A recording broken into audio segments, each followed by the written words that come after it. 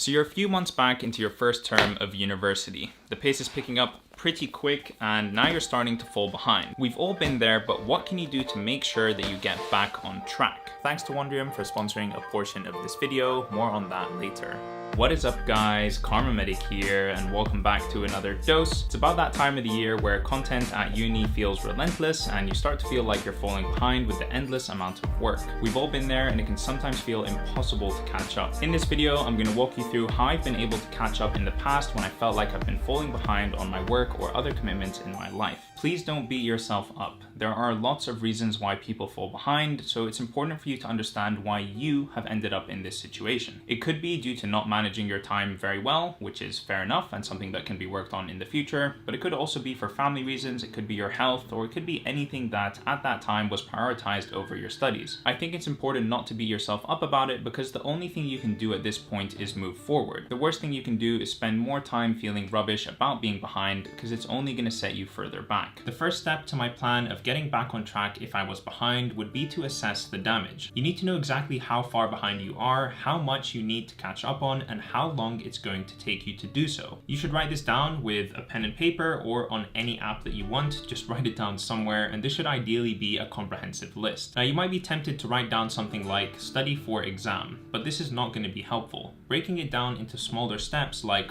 watch lectures 1 and 2, read chapter 3, and review notes on lecture 10 is going to give you a clearer understanding of the work that's in front of you and how much time you need to put into that task. Now this time component is essential. If you write down a rough estimate of how long you think it's going to take you to catch up on or complete each task, then you can tally up those hours and you can see just how much work is ahead of you, and it can put it into perspective and make it easier to tackle moving forward. This means that you can tally up all the hours that it's going to take for you to catch up, and then you can divide them over a manageable period of time moving forward. Once you've got the list of all the things you need to complete with an estimate of the time it'll take you to do it, it's now time to prioritize those tasks. It doesn't make any sense for you to watch that lecture on psychiatry when you know that you have a huge rheumatology exam the next day. The tasks that have been left on our list for the longest aren't necessarily the ones that we need to do first. Our priorities change over time for a variety of reasons. The reasons that you might choose to do one piece of work over another could be because you want to review something, it could be because you have an upcoming exam, it could be because you just really don't want to forget this important thing. It's up to you depending on your situation, and you will know this best. Prioritizing your tasks is really important because you want to make sure that you do the right things first, the most important things first. I think it's important that you're good at prioritizing for any university course. You want to take the list of tasks that you've written down and you want to rearrange it with the most important task at the top and the least important task at the bottom. Splitting your time evenly between all the tasks is probably not going to be the best idea. Treat your time as one of your most valuable assets, and you have to remember that it's essentially a non-renewable resource. Once you've spent that time, you're never going to get it back. And so this means that we should value our time and make sure that any investment of our time into work gives us the highest return. What this means is that it's a relatively good use of your time to spend 2 hours really understanding a concept that underpins the whole module that you're currently learning, because the result of that is going to mean that you can apply that understanding to a ton of questions that you might have in your exams and your future learning for the module. And hopefully this means that you'll get a good grade in the end. But spending 2 hours making flashcards for a subject that you already know quite well, or that you know has pre-made flashcards already on the internet or maybe by one of your friends, isn't going to be the best use of your time. One caveat to all of this, which I think is a pretty valid argument and something that I do all the time, is that if you have a couple of smaller or shorter tasks that you can just do quickly and bang them out and get them out of the way, I usually tend to do that because I can find it really motivating. When I start to tick things off my to-do list, I can see it growing shorter and I feel accomplished and like I'm already doing something, and it can sort of help me tackle and feel better about the bigger tasks that are still to come. But generally, prioritizing your time and making sure that you do the most important things earliest on is probably the right way to go. It's important that you don't continue to fall behind with your current content whilst making up for the previous content that you've missed. Don't take off a whole day of uni to catch up with the previous day's work because you'll continue to just fall further and further behind over time. It's better to stick with the schedule that the university has given you and then carve out extra time in your evenings or on your weekends for that catching up work. That way you're you're slowly chipping away at both, so you don't have this huge anxiety about the work that you need to catch up on, and you're still on track of what's going on now, and hopefully eventually you'll be caught up again. But at the end of the day, when you choose to catch up and how you choose to catch up depends on you. Do what feels right for you. Make a realistic calendar. Please, please, please make a calendar that you can actually manage and you can actually follow moving forward. Let's say, for example, you know that you have 10 hours worth of work to catch up on. You can slot in 1 hour blocks of catching up on that work each day for the next 10 days, and that's pretty manageable. That's pretty doable with everything else you've got going on, and it gives you this good visual representation of the work to come over the coming week. Now, please don't do that thing that I see so many people do where they put on their calendar, tomorrow I'm going to do 10 days of work and catch up on everything. It's unrealistic, it doesn't happen the vast majority of the time, and it just puts you in a worse position than you started off with. I personally think it's really important to be realistic so that you don't overwhelm yourself with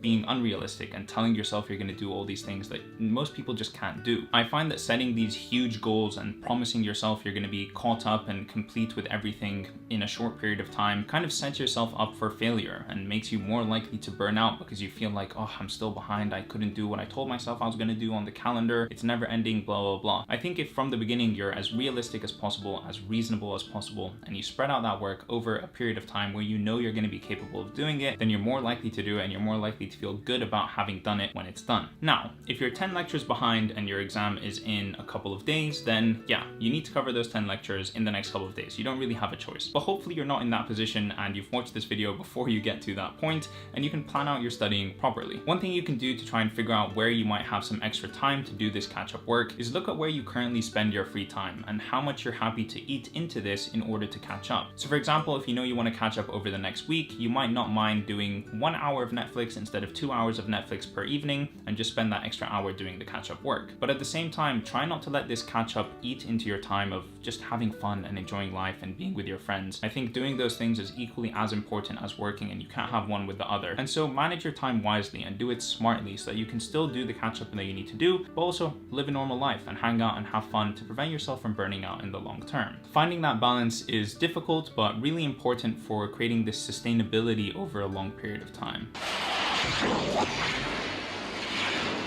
Nasser from the future here with a quick ad from today's sponsor, Wondrium. Now, if there's one thing I look forward to when I lay down in bed at the end of a long day, it's a documentary. I love learning, and watching documentaries helps keep me entertained whilst also challenging myself and expanding my knowledge. Wondrium is an entertainment and educational video subscription service where you can find the answer to anything you've ever wondered about. They have over 6,000 hours of video courses, documentaries, and series. The collection is academically comprehensive, thoroughly researched, really entertaining, and is presented by experts. I'm currently 5 episodes deep into a documentary on ancient Egypt where I just learned that there are 4 secret tunnels hidden underneath the Great Sphinx, all hand dug by treasure hunters looking for loot and tombs and things like that. I'm also watching a documentary about the Hubble telescope where it breaks down the most important images that it's taken, and next I'm planning to watch a documentary on the Middle East in the 20th century. Basically, there's plenty of videos to keep me entertained. If you're like me and always wondering about stuff, trying to learn more, then you're gonna love Wondrium. Check out Wondrium using the link www.wondrium.com/Kharma Medic to get a free trial now. Now back to the video. The next thing that I would suggest is to just speak to your friends. This is really important. Some of them are probably in the exact same boat as you, and knowing that can help you feel a lot less alone when you're falling behind. Now, very crucially, you can also help each other and share resources. You might have all the flashcards on a particular topic that they were just about to spend 2 hours making, and they might be able to send you a YouTube video that can explain a concept really well which you just happen to be struggling with. Talking to your friends and being open about your work and your resources and your workload is incredibly powerful. It's something that I've done throughout my time at university, and I can safely say I could not have done as well as I have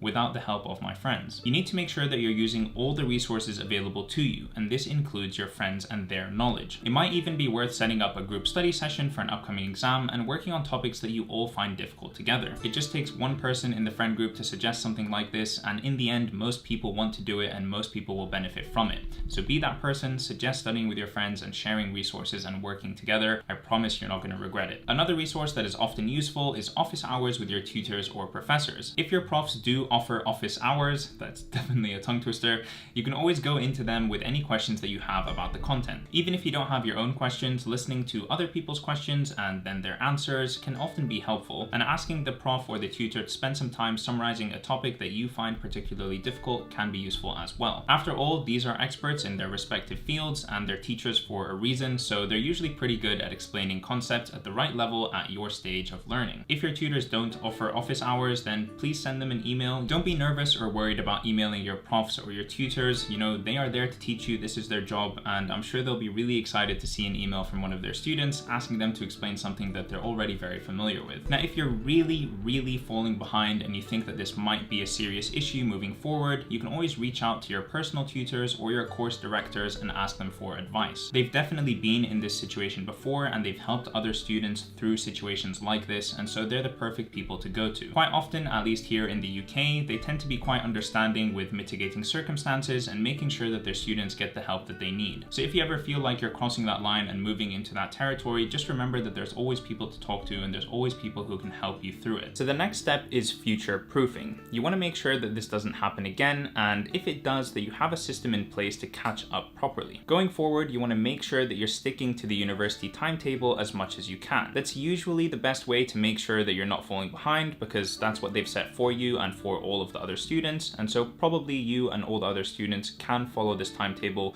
within reason. And if you do follow the university timetable, then that way your evenings can be spent revising content that you need more help with, or supplementing your lectures with other resources so you have a better understanding, or just having fun going out and living life, doing things other than academics and studying. Being on top of your schedule and not falling behind means that you can keep some of this protected time to one side and you can spend it on seeing your friends and doing other things that you enjoy in life. This is what I've done throughout almost all of my university life. I make sure that I get things done on time and that I'm not falling behind that much or not falling behind that often, so that I have free time to enjoy myself outside of university and do the things that I enjoy, hang out with my friends, play sports or whatever. I don't think I'd truly be able to enjoy myself stress-free and fully relaxed if I knew that I was so far behind and I had all this work to catch up on and it was just going to be hell to do on the weekend, or I'd have a long library session or something like that. And so trying to do a little bit of work every day would always save me from this terrible headache further down the line. If you do end up falling behind though, it's completely understandable. You know, we have all been there. Life happens and we can't always control being in a situation, so it's probably a good idea to keep some sort of system in place to help you catch up if you ever do fall behind. You can do this by following the steps in this video, but also by developing your own habits that make catching up quicker and easier for you. This might be something as simple as having a page dedicated to overdue work or catch-up work on an app like Notion, or on a piece of paper like I have over here, or on your phone or whatever, so that whenever you miss a lecture or you have a piece of work that needs to be caught up on, you just write it down on this list. And then every time you look at it, you know exactly how much you are behind and you know exactly how long it's going to take you to catch up on that work. I also feel that having a list that you can look at and see how much work you need to do makes the work so much more manageable, and it stops it from being this sort of just big enigma floating in the ether somewhere of, oh my god, I have to catch up. When you take that, I have to catch up, and you break it down into a to-do list with little tasks and everything like that, it becomes so much more manageable. It's like, oh yeah, I can do that task today, I can do this one tomorrow, and you can start working on it slowly. The last bit of advice that I want to give you is to try to stick to the plan that you make. It can be tough to do that, but catching up later on can be even harder. That being said, if you do need to catch up, I hope the tips that I've talked about in this video help you to do that. Keep going and eventually you'll get there. See you in the next one. Subscribe to my Patreon. Peace.